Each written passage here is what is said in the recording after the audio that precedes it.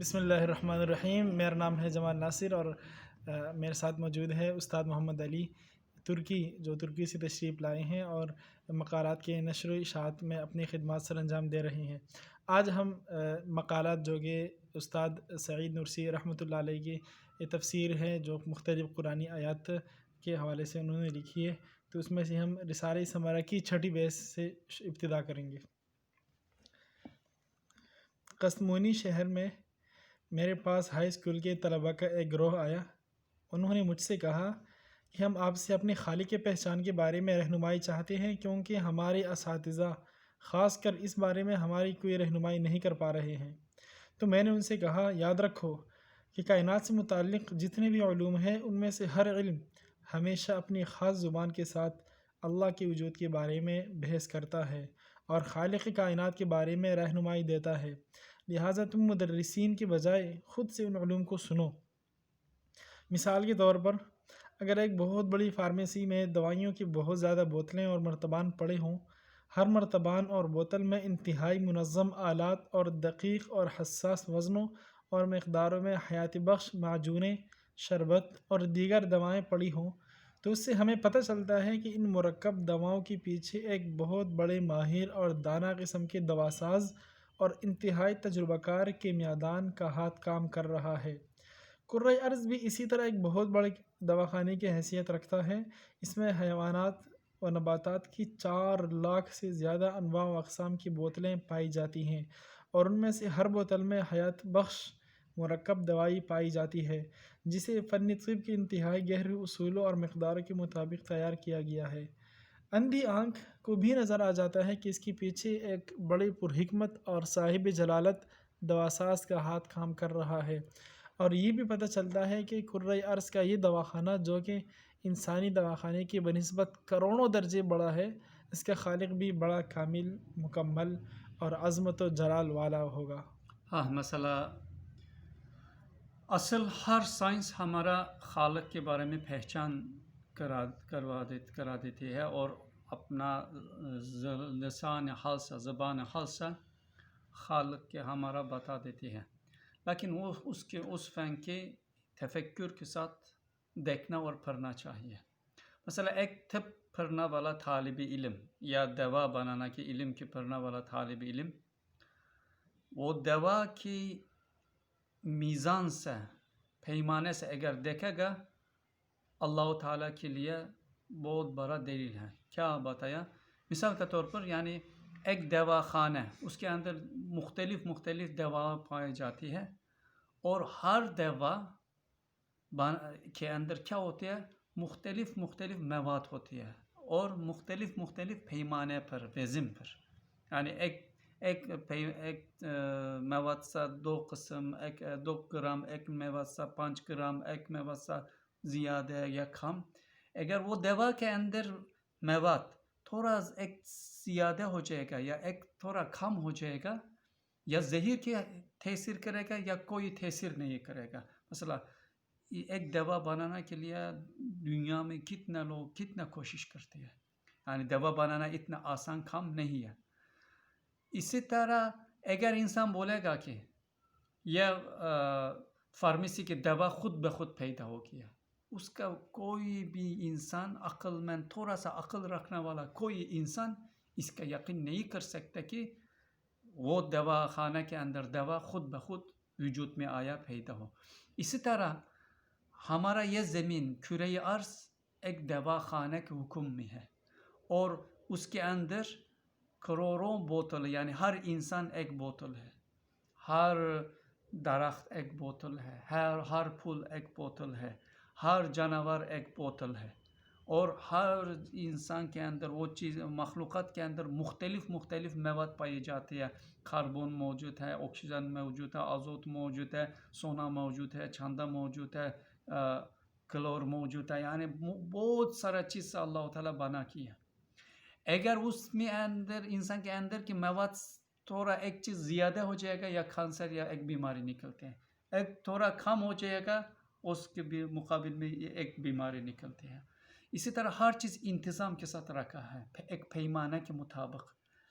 ایک نارمل انسانی دوا انسان کے بنایا ہوا دوا خود بخود اتفاق سے پیدا نہ ہو سکتا ہے، کس طرح بہترین دوا کی شکل میں، اور جاندار بھی ہے، انسان کے اندر جان بھی ہے، زندگی بھی ہے، اور ہر چیز کے اندر زندگی بھی ہے، کس طرح یہ انسان یا جانور یا درخت یا پودے یا گھاس خود بخود وہ مواد کے اکٹھا ہونا سے پیدا ہو سکے یا اتفاق سے پیدا ہو سکے، یا ممکن ہے؟ ممکن ہی نہیں ہے. یعنی ایک بسیط دوا اگر خود بخود یا اتفاق کے ذریعے پیدا نہ ہو سکتا ہے، اسی طرح کوئی بھی چیز، کوئی بھی انسان اس دنیا میں کوئی بھی چیز اتفاق سے یا خود بخود پیدا نہیں ہو سکتا. اس کے لیے ایک خالق چاہیے. وہ کون ہے؟ وہ اللہ ہے. جی. یا پھر مثال کے طور پر ایک غیر معمولی اور عجیب و غریب قسم کا کارخانہ جو ایک ہی سادہ سے سامان سے انواع و اقسام کے کپڑے اور دوسری قیمتی پارچہ تیار کرتا ہے. وہ کارخانہ ہمیں ایک ماہر انجینئر، سائنسدان، میکینک اور تجربہ کار کاریگر کی خبر دیتا ہے. یہ کرۂ ارض بھی اسی طرح اس ذات ربانی کی ایک مشین اور الہی کارخانہ ہے. اس کارخانے کے آگے ہزاروں شاخیں ہیں اور ہر شاخ میں پھر لاکھوں کارخانے پائے جاتے ہیں. یہ کارخانہ ہمیں اپنے خالق و مالک کا تعارف کراتا ہے اور بتاتا ہے کہ کرۂ ارض والا یہ کارخانہ انسانی ہاتھوں کے بنائے ہوئے کارخانوں سے کہیں زیادہ کامل و مکمل اور عظیم الشان ہے، اور اسی طرح اس کا بنانے والا اور اسے چلانے والا بھی کامل، مکمل اور عظیم الشان ہے. جی. مثلا ایک فیکٹری کے علم یا انجینئر پڑھنے والا، میکینیکل انجینئر پڑھنے والا کے لیے اللہ کے پہچان کے لیے ایک راستہ، یعنی کس طرح ایک کارخانہ انسان تصور کرتا ہے کہ وہ کارخانے میں بسیط ایک مادہ داخل ہوتی ہے، اس کے نتیجے میں یعنی معمولی سے ایک چیز داخل ہوتی ہے، اس کے نتیجے میں بہترین چیز پیدا ہوتی ہے. انسان اگر اس ایسے چیز دیکھے گا، بولے گا کہ اس کی میکینیکل انجینئر یا اس کے مالک کتنا بہترین علم والا ہے کہ یا بسیط معمولی چیز سے اتنا بہترین چیز پیدا کرتے ہیں. اسی طرح ہم اس دنیا میں اگر دیکھے گا، ہمارا زمین میں ایک کارخانہ کی شکل میں ہے، اور ایک مٹی کے اندر کتنا مختلف فیکٹری نکلتے ہیں. یعنی ہر درخت ایک فیکٹری ہے، ایک مشین ہے، ہر جانور ایک مشین ہے، اور ایک چھوٹا سا بیج سے جتنا درختوں پیدا ہوتے ہیں، اور ہر درخت سے جتنا پھل پھول مختلف غذائی پیدا ہوتے ہیں. یعنی اللہ تعالیٰ بسیط ایک بیج سے جتنا درخت پیدا کرتے ہیں. اور ایک لکڑی، درختوں کے پورا مواد ایک ہے، کیا ہے؟ لکڑی ہے. ایک لکڑی کی مادے سے کتنا ہزاروں قسم کی پھل بنا دیتی ہے. یعنی انسان تھوڑا سا غور و فکر کرے گا، ایک فیکٹری اس کے میکینیکل انجینئر کے بغیر، مالک کے بغیر بہترین معمول نہیں نکال سکتا. اسی طرح اس دنیا خود بخود وہ درخت کیسے پیدا ہو سکتا ہے بہترین شکل میں، اور ایک سیب، ایک پھل خود بخود کیسے وجود میں آ سکتا ہے. ضرور اس کے لیے ایک انجینئر، ایک مالک چاہیے. وہ کون ہے؟ وہ اللہ ہے. اس دنیا وہ فیکٹری سے جتنا بڑا ہے، اتنا اللہ تعالیٰ کی عظمت بڑا ہے. یا پھر مثال کے طور پر ایک بہت بڑا ڈپو یا سٹور ہو جس میں انواع و اقسام کے ہزاروں غذائی مواد رکھے گئے ہوں، اور ان میں سے ہر قسم اور ہر ورائٹی علیحدہ ڈپارٹمنٹ میں رکھی گئی ہو، جیسے کہ ڈپارٹمنٹل سٹور میں ہوتا ہے. اس سٹور میں جو ترتیب اور نظم و ضبط نظر آ رہا ہے، اس سے پتہ چلتا ہے کہ اس کا کوئی مالک، ڈائریکٹر اور منیجر وغیرہ ضرور ہے، کیونکہ یہ ہو ہی نہیں سکتا کہ اتنے بڑے سٹور میں اتنی اقسام کی چیزیں بغیر کسی مرتب اور منظم کی اس ترتیب اور نظم و ضبط سے پڑی ہوئی ملیں. اسی طرح یہ رحمانی سٹور ہے جو کہ ایک سال میں 24,000 سالوں کی مسافت کا چکر انتہائی دقیق اور مکمل نظام سے کاٹ لیتا ہے، اور جو اپنے جلووں میں ایسی ہزاروں قسم کی مخلوقات رکھتا ہے جن میں سے ہر مخلوق علیحدہ قسم کی خصوصی غذا کی حاجت مند ہے، اور جو اپنے سنگ 4 موسم رکھتا ہے، اور جو چاروں موسموں کا وزٹ کرتا ہے، اور پھر ہر اس مخلوق کو بہار سے نوازتا ہے جس کی سردیوں میں غذا ختم ہو گئی ہو، ایسے جیسے وہ لذیذ کھانوں سے لدی پھندی مال گاڑی ہو. اسے کرۂ ارض کہتے ہیں. یہ اس مقدس ذات کا بحری جہاز ہے جس میں ہزاروں قسم کے غذائی کے ہزاروں قسم کی غذاؤں کے ڈبے، پیکٹ اور دوسرا ساز و سامان لدا ہوا ہے۔ فن معیشت اور تجارت کے اصول کی روشنی میں یہ تمام چیزیں ہمیں بتاتی ہیں کہ جس طرح انسانی ہاتھوں کے بنائے ہوئے کارخانوں اور دکانوں کا مالک اور مینیجر وغیرہ ہوتا ہے، اسی طرح اس کرۂ ارض کے کارخانے کا بھی ایک خالق و مالک، مدیر اور مدبر ہے، جو کہ اسی حساب سے عظیم الشان اور جلیل القدر ہے۔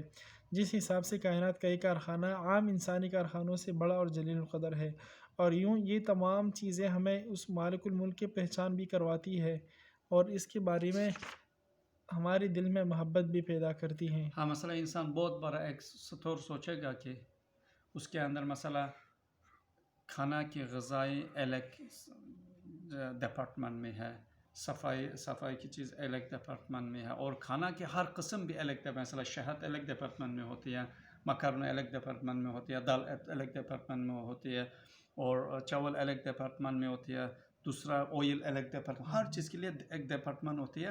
اور وہ سطور انتظام کے ساتھ رہنا کے لیے، یعنی باقرار رہنا کے لیے کتنا وہ ایک مینیجر ہر وقت اس کے مینیج کرتے ہیں، اور کتنا لوگ کام کرتے ہیں کہ وہ سطور لوگ لیتے ہیں تاکہ اس کی جگہ خالی نہ ہو، دوبارہ اس کی جگہ بڑھا دیتی ہے انتظام کے ساتھ۔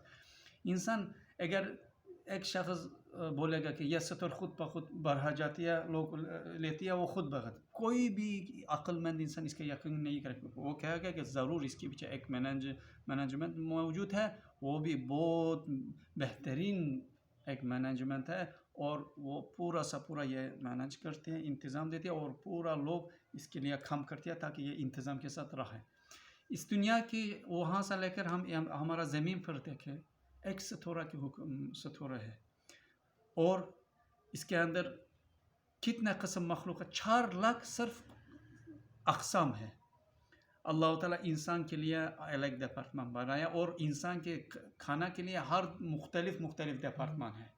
شیر کے لیے الگ ڈپارٹمنٹ ہے، بلی کے لیے الگ ڈپارٹمنٹ ہے، بکری کے لیے الگ ڈپارٹمنٹ ہے، کوا کے لیے الگ ڈپارٹمنٹ ہے، عقاب کے لیے الگ ڈپارٹمنٹ ہے، مرغی کے لیے الگ ڈپارٹمنٹ، یعنی کتنا قسم مخلوقات ہے۔ اللہ تعالیٰ وہ پورا سا پورا غذا دیتی ہے، اور انتظام کے ساتھ آتی ہے، اور وہ چیز، وہ مخلوقات، وہ غذا ختم کرنا کے بعد، کھانا کے بعد، وہ اس کی جگہ دوبارہ بڑھ جاتی ہے۔ اللہ تعالیٰ موسم غذا میں ختم ہونے والا چیز کی موسم بہار میں دوبارہ بڑھا دیتی ہے۔ ایک معمولی سطور اس کے مینجمنٹ کے بغیر، اس کے مالک کے بغیر نہیں ہوتی ہے۔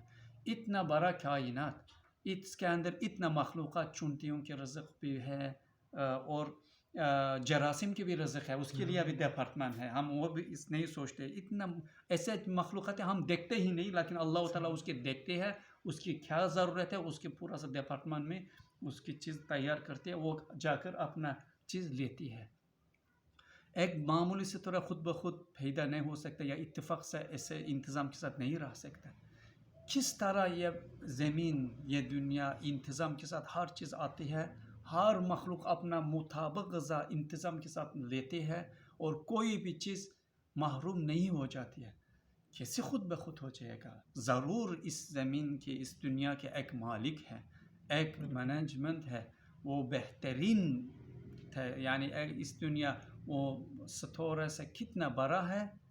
اللہ تعالیٰ بھی، اس کی علم، اس کی قدرت بھی اتنا بڑا ہے، اتنا عظمت والا ہے کہ ہمارا وہ عظمت دکھا دیتی ہے، اور ایک اسی طرح مینیج کرنے والا لوگوں کے لیے اللہ تعالیٰ کی پہچان کروا دیتی ہے، اور اللہ تعالیٰ کی عظمت دکھا دیتی ہے۔